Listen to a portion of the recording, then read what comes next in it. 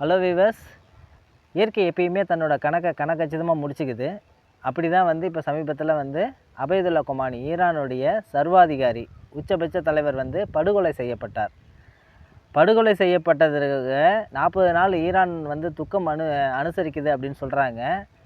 அது வந்து ஃபார்மலாக தான் சொல்லியிருக்கிறாங்க. ஆனால் அங்கே இருக்கிற மக்கள் எல்லாம் வந்து ரொம்ப மகிழ்ச்சி கொண்டாட்டத்தில் இருக்கிறாங்க.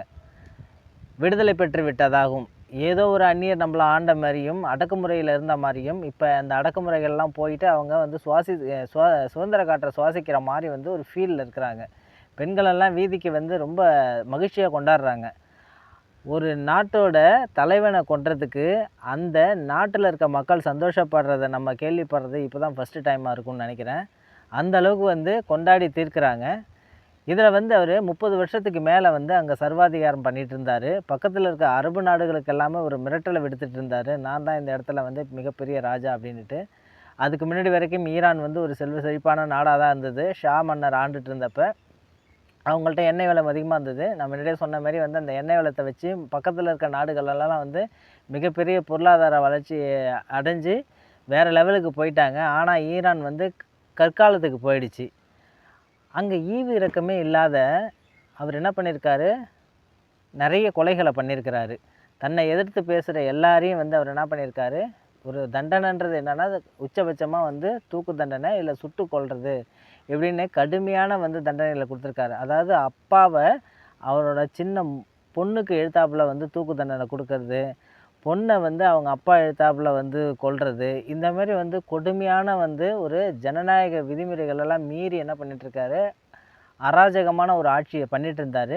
அந்த அராஜகத்துக்கு வந்து ஒரு முற்றுப்புள்ளி வந்து நேற்று கிடச்சிடுச்சு.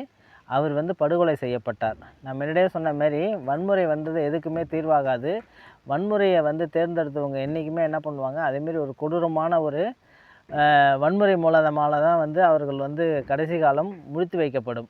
அப்படி தான் அவர் ஒன்றியும் கிடையாது, அவர் கூட இருந்த பாவத்துக்காக அவரோட அதாவது மருமகன், பேர குழந்தைங்க எல்லாருமே வந்து கூண்டோடு இருந்திருக்கிறாங்க. இப்போ இதை வந்து ஒரு நம்ம இங்கே இருக்கிற பாகிஸ்தானிஸ், அதாவது பாகிஸ்தானுக்கு சப்போர்ட் பண்ணிகிட்டு இருக்கக்கூடிய நபர்களை தான் நான் சொல்கிறேன். அவர்கள்லாம் என்ன சொல்லிகிட்டு இருந்தாங்க அப்படின்னா வந்து, ஒரு இஸ்ரேலும் வந்து அமெரிக்காவும் வந்து ஒரு அரபு தேசத்தில் உள்ள ஒரு முஸ்லீம் நாடை, இஸ்லாமிய நாடை வந்து தாக்குது அப்படின்னு சொல்லிட்டு, அப்படி தாக்குறப்ப என்ன பண்ணாங்க, அமெரிக்க தூதரகத்தை முற்றுகையிடுறது, அமெரிக்க தூதரத்தில் வந்து அடித்து உடைக்கிறது, இப்படிலாம் பண்ணிட்டுருக்காங்க. முட்டா பயிலுங்களா, அந்த அமெரிக்காவுக்கு வந்து சப்போர்ட் பண்ணுறதே ஒரு இஸ்லாமிய தேசம்தான்.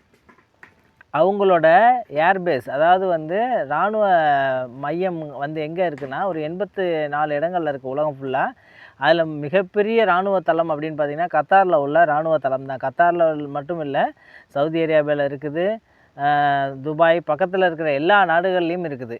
அந்த நாடுகளில் இருக்கக்கூடிய அமெரிக்க படைகள் அந்த தளத்தின் மூலமாக தான் போய் என்ன பண்ணுறாங்க, ஈரான் மீது குண்டு வீச்சுறாங்க. ஏன்டா இந்த முஸ்லீம் நாடு அமெரிக்காவுக்கு வந்து சப்போர்ட் பண்ணுது, அமெரிக்க படைகள் அங்கே வந்து தங்கி அவர்கள் மீது போர் தொடுக்கிறதுக்கு உதவுதுன்னு ஒரு கேட்க மாட்டேங்கிறான். அமெரிக்கா வந்து ஒரு முஸ்லீம் நாடை அட்டாக் பண்ணுதுன்னு ஒரு முட்டாள்தனமாக வந்து பண்ணிகிட்ருக்கான். அந்த அமெரிக்காவுக்கு உதவுறதே என்னது, சுற்றி இருக்கிற முஸ்லீம் நாடுகள் தான். கிட்டத்தட்ட 30க்கு அதிகமான நாடுகள் வந்து இந்த ஈரானோட தலைவர் சர்வாதிகாரி கோமானி சத்தத்தை கொண்டாடுறாங்க. அந்த டைமில் இவங்க கடைசி கட்டத்தில் என்ன பண்ணுறாங்க அப்படின்னா, சுற்றி இருக்கிற துபாய், அதுக்கப்புறம் கத்தார், ஏமன், சவுதி அரேபியா எல்லா நாடுகள் மீதையும் வந்து என்ன பண்ணுறாங்க, அந்த ஏவுகணைகளை வீசி தாக்குறாங்க. மிகப்பெரிய சேதத்தை உண்டு பண்ணியிருக்கிறாங்க. சவுதி அரேபியாவுக்கு வந்து ரொம்ப ஸ்பெஷல். அவங்களுக்கு வந்து என்ன பண்ணுறாங்க, எண்ணெய் வயலெல்லாம் விட்டு அடிச்சிருக்கிறாங்க. அடித்தோடனே அங்கே நிறைய எண்ணெய் வயல்கள்லாம் தீப்பற்றி எரியுது. ஸோ இப்போ வந்து ஒரு இஸ்லாமிய நாடு ஒரு மற்ற இஸ்லாமிய நாடுகளால் வெறுக்கப்படுற அளவுக்கு வந்து ஒரு காட்டாட்சியை, ஒரு கற்கால ஆட்சியை, ஒரு சர்வாதிகார ஆட்சியை வந்து கோமானின்றவர் நடத்திட்டு வந்த ஒரே காரணத்துக்குனால தான் வந்து அதை சுற்றி இருக்கிற யாருமே அதை ஏற்றுக்கலை. உங்களுக்கு என்னடா பிரச்சனை, நீங்கள் எதுக்கு வந்து கத்துறீங்க கதறீங்க? கதறணுன்னா அமெரிக்காவுக்கு வந்து உறுதுணையாக இருந்த மற்ற முஸ்லீம் நாடுகளை பற்றி தான் நீ வந்து கத்தணும். எங்கே குண்டு வெடித்தாலும் இங்கே வந்து போராடுற, பக்கத்தில் இருக்கிற நாட்டில் வந்து ஒரு சிறுபான்மையர் தாக்கப்பட்ட போது உன்னோட குரல் வரவே இல்லை, குரல் வலையில் வந்து அப்படியே கம்மிக்குச்சு. ஆனால் வந்து பக்கத்தில் இருக்க முஸ்லீம் நாடுகளோட துணையோடு இது பண்ணுறப்ப நீ எதுவுமே பேச மாட்டேங்கிற. இப்போ இந்த ஜனநாயகன்றது வந்து இந்தியாவில் ரொம்ப அளவுக்கு அதிகமாக இருக்குது. இதே வந்து அந்த ஈரானில் வந்து ஒரு பெயரளவு கூட ஜனநாயகன்றது கிடையாது. அங்கே எதிர்த்து பேச முடியாது, எதுவுமே பேச முடியாது. அவர் வச்சது தான் வந்து அங்கே சட்டம். அந்தமாரி ஒரு நிலைமை வந்து இங்கே இருந்ததுன்னா உங்களால் பேச முடியுமா? ஒவ்வொரு முஸ்லீம் நாடுகள் பாரு, முஸ்லீம்களுக்குன்னு 50க்கு அதிகமான நாடுகள் இருக்கிறதா சொல்கிறாங்க. அந்த 50க்கு அதிகமான நாடில் எந்த ஒரு நாட்டிலையாவது ஒரு முஸ்லீம் வந்து சந்தோஷமாக வாழறானா பாருங்கள். எல்லா இடத்துலையும் வந்து என்ன பண்ணுறாங்க, சண்டை சச்சரவு, ஏதோ ஒரு போராட்டம் இப்படியே தான் நடந்துகிட்ருக்கு. அவர்களுக்குள்ள இனக்குழுக்களாக பிரிந்து சுட்டுக்கிறது. குறிப்பாக வந்து இந்த ரமலான் மாதத்தில் அவர்களுக்கு வந்து புனிதமான மாதம். இந்த ரமலான் மாதத்தில் கூட வந்து எவ்வளோ பெரிய சண்டைகள், எவ்வளோ பெரிய உயிரிழப்புகளை வந்து ஏற்படுத்திகிட்டு இருக்கிறாங்க. ஸோ அப்போ நீங்கள் சந்தோஷமாக இருக்கிறதுன்னு பார்த்தீங்கன்னா இந்தியாவில் தான். அதனால் இந்தியா வந்து அளவுக்கு அதிகமான வந்து உங்களுக்கு உரிமையும் சுதந்திரத்தையும் கொடுத்துருக்குது.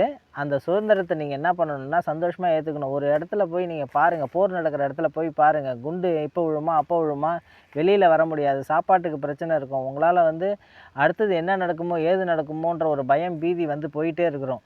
இந்தமாரி ஒரு சூழலில் வாழறவனுக்கு தான் தெரியும் நாம் இப்போ எந்த அளவுக்கு சுதந்திரமாக இருக்கிறோம், எந்த அளவுக்கு நாடு பாதுகாப்பாக இருக்குது அப்படின்றது. அதனால் வந்து நாம் வந்து நம்மளோட நாட்டை ஃபஸ்ட்டு நேசிப்போம். அதுக்கப்புறம் வந்து கடல் கடந்து இருக்கிற நாடுகளெல்லாம் பற்றி அப்புறமேட்டு கவலைப்படலாம். நம்மளுக்கு நம்ம நாடு தான் ஃபஸ்ட்டு முக்கியம். இதேமாரி வந்து இயற்கை வந்து தன்னோட கணக்குகளை வந்து எப்பயுமே சரி பண்ணிட்டு தான் வருது. அதேமாரி ஒரு நாள் இங்கே இருக்கக்கூடிய தேச துரோகிகளுக்கும் வந்து பாடம் புகற்றப்படும். அதற்கு வந்து நிச்சயமாக ஒரு நாள் நெருங்கிட்டு தான் இருக்குது. பார்ப்போம் அது என்றைக்கு அப்படின்னுட்டு. நன்றி, வணக்கம். மீண்டும் ஒரு பதிவில் பார்ப்போம். ஜெய்ஹிந்த்.